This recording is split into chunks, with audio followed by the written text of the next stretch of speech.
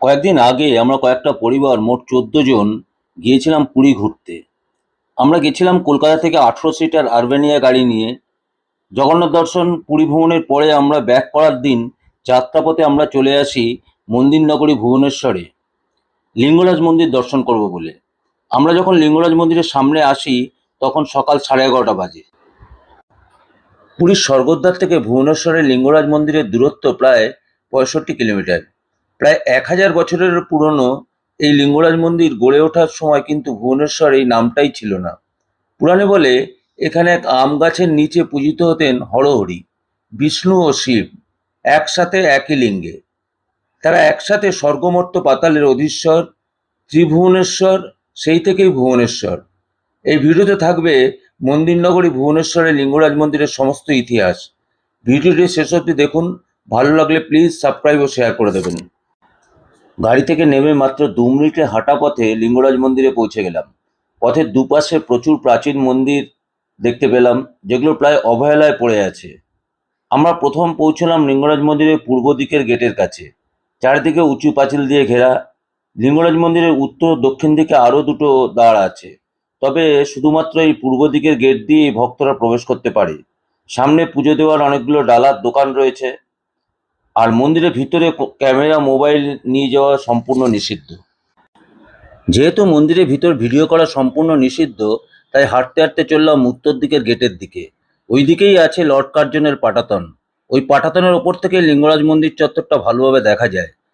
Lord Curzon যখন এই মন্দির দর্শন করতে এসেছিলেন, তিনি বিধর্মী হওয়ার ফলে মন্দির চত্বরে ঢুকতে পারেননি।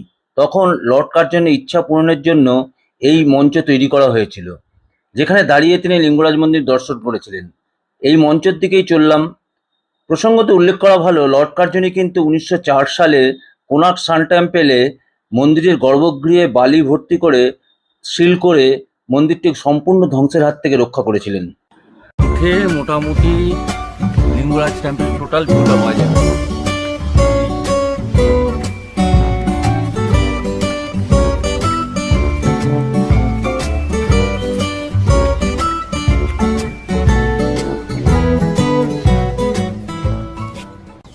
গাড়ি করে ব্যাক করার সময় ভাবলাম আমিই বললাম যে লিঙ্গরাজ টেম্পলটা একবার, কারণ লিঙ্গরাজ টেম্পলে আমি এসেছি বহুবার, কিন্তু কোনোদিন ব্লগ করা হয়নি। এর ভিতরে যদিও মোবাইল অ্যালাউ নেই, কিন্তু এই জায়গা থেকে টোটাল মন্দিরটার ভিউটা পাওয়া যায়। এই জায়গাটা করাই হয়েছে ওই জন্য। প্রাচীনকালে ভুবনেশ্বরকে একাম্য ক্ষেত্র বলা হতো, কারণ মনে করা হয় লিঙ্গরাজ মন্দিরটি প্রাচীনকালে বিশাল এক আম গাছের তলায় গড়ে উঠেছিল। এখানে ছোট বড় মন্দির মিলিয়ে প্রায় 150টি মন্দির আছে। মূল মন্দিরটির 4টি অংশ আছে। মন্দিরের একদম চূড়ার অংশটি হলো বিমান, যার উচ্চতা 180 ফুট। তারপর আছে জগমোহন, নাট মন্দির এবং ভোগ মন্দির। ভুবনেশ্বরের সব থেকে বড় মন্দির হলো এই লিঙ্গরাজ মন্দির। বেদিতে বিষ্ণু এবং শিবের মিলিত রূপ হরিহরকে এখানে পূজিত করা হয়। এই মূর্তিটি 8 ইঞ্চি লম্বা। হিন্দু ধর্মের দুটি ধারা, শৈব ধর্ম ও বৈষ্ণব ধর্মের মিলন ঘটেছে এই মন্দিরে। মন্দিরটি কলিঙ্গ এবং মধ্যযুগীয় স্থাপত্য শৈলীতে নির্মিত। ধারণা করা হয়ে থাকে মন্দিরটি সোমবংশীয় রাজত্বকালে নির্মিত এবং পরবর্তীতে গঙ্গা শাসকদের হাতে বিকশিত হয়। এই মন্দিরটি দেউল শৈলীতে নির্মিত। বর্তমানে এই মন্দিরটি মন্দির ট্রাস্ট এবং এএসআই দ্বারা পরিচালিত। এখানে শিবরাত্রি এবং চন্দনযাত্রার সময় লক্ষাধিক দর্শনার্থীর সমাগম হয়। জানা যায় 11 শতকের শেষ দশকে এই মন্দিরের নির্মাণ কাজ সম্পন্ন হয়েছিল, কিন্তু 6ষ্ঠ শতকে এই মন্দিরের নির্মাণ কাজ শুরুর কিছু প্রমাণও পাওয়া যায়। 7ম শতকে কিছু সংস্কৃত পুঁথিতে মন্দিরটির উল্লেখ আছে। প্রত্নতত্ত্ববিদ ফার্গুসনের মতে মন্দিরটির নির্মাণ কাজ শুরু করেন ললাট ইন্দ্রকেশরী, যিনি 615 থেকে 657 সাল পর্যন্ত শাসন করেন। তবে কিছু মতে মন্দিরটি 11 শতকে নির্মাণ করেন সোমবংশের রাজা যযাতি কেশরী। যযাতি কেশরী তার রাজধানী জাজপুর থেকে ভুবনেশ্বরে সরিয়ে আনেন। লিঙ্গরাজ মন্দিরের একটি বিতর্কিত মতামত আছে, সেটা হলো বিষ্ণু বা নারায়ণ পূজিত হন লিঙ্গে না শিলায়। তাহলে লিঙ্গম বা শিবের মাথার ওপরে বিষ্ণু এলেন কিভাবে? এই প্রশ্নের উত্তরেও দিয়েছেন বিভিন্ন ইতিহাসবিদ। এনারা মনে করেন এটা আদতে একটি শিব মন্দির। এর প্রতিষ্ঠা শুরু হয়েছিল সৌম্যবংশীয় রাজাদের হাতে। তারা ছিলেন শৈব শাসক। উড়িষ্যার বর্তমান যে কটি শিব মন্দির আছে, লিঙ্গরাজ মন্দির তার মধ্যে অন্যতম। এই মন্দির নির্মাণ শেষ হয়েছিল গঙ্গাবংশীয় রাজাদের হাতে। ততদিনে উড়িষ্যা জুড়ে ছড়িয়ে পড়েছে বিষ্ণু বা জগন্নাথ দেবের আরাধনা। পুরীর জগন্নাথ মন্দিরের নির্মাণ পর্বও শুরু হয়েছিল সেই সময়। এই বিতর্কিত মতের ইতিহাসবিদ্যা লেখা থেকেই জানা যায়, কিছুটা জোর করেই হয়তো শিবের ওপরে চাপিয়ে দেওয়া হয়েছিল বিষ্ণু বা নারায়ণকে। এই মন্দির খোলা থাকে সকাল 6টা থেকে রাত 9টা পর্যন্ত, তবে দুপুর 12টা থেকে 3:30 পর্যন্ত মন্দির বন্ধ থাকে দেবের স্নান ও ভোগ নিবেদনের জন্য। 3:30 ভান্ডার ধূপ অনুষ্ঠিত হয়। পরে পুজো দেওয়া প্রসাদগুলি ভক্তদের মধ্যে বিতরণ করা হয়। সন্ধ্যা আরতি হয় সন্ধ্যা 6টা থেকে রাত 7টা পর্যন্ত।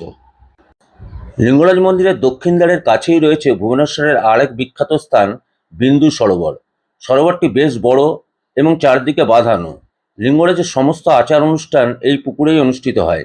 লিঙ্গরাজের চন্দন যাত্রার সময় লিঙ্গরাজকে নৌকায় করে এই পুকুরে পরিদর্শন করানো হয়। এই সরোবরের মধ্যখানে রয়েছে একটি মন্দির, যা স্থানীয়রা জাগতী নামে ডাকে। এছাড়াও এই সরোবরের 4টি পাড়ে 4টি মন্দির রয়েছে। তাদের মধ্যে রয়েছে পূর্ব দিকে অনন্ত বাসুদেব মন্দির, দক্ষিণে রয়েছে মোহিনী মন্দির, দক্ষিণ পূর্ব দিকে রয়েছে মাকুনেশ্বর মন্দির এবং উত্তর দিকে রয়েছে উত্তরেশ্বর মন্দির। আর্কিওলজিক্যাল তত্ত্বাবধানে রয়েছে এটা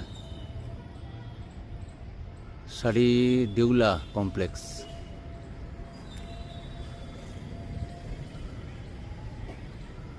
যে জায়গাটা এলাম, এই জায়গাটার নাম হচ্ছে বিন্দুসাগর, ওই লিঙ্গরাজ টেম্পলের পাশেই। তো এখানে রিসেন্টলি এই 1-1.5 মাস আগে মাটি খুঁড়ে একটা মূর্তি পাওয়া গেছে, আর এই মন্দিরটা পাওয়া গেছে। আমি জানি না ভিতরে এখন ঢুকতে দেবে কিনা। আর্কিওলজিক্যাল সার্ভে অফ ইন্ডিয়া এটা খনন কার্য চালাচ্ছে।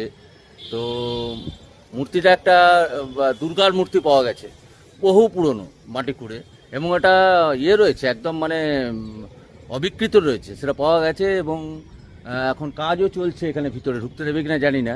আর মন্দিরটাও পাওয়া গেছে, দেখি চেষ্টা করি। এইগুলো মাটির তলায় ছিল, এগুলো মাটির তলায় ছিল। কাজ দেখুন, এই যে মাটির তলায় দেখুন কতটা উঁচুতে মাটি, এগুলো খুঁড়ে বের করেছে দেখুন, এগুলো সব মাটির তলায় ছিল। আর এগুলো খনন চলছে, এর মধ্যেও কিছু আছে।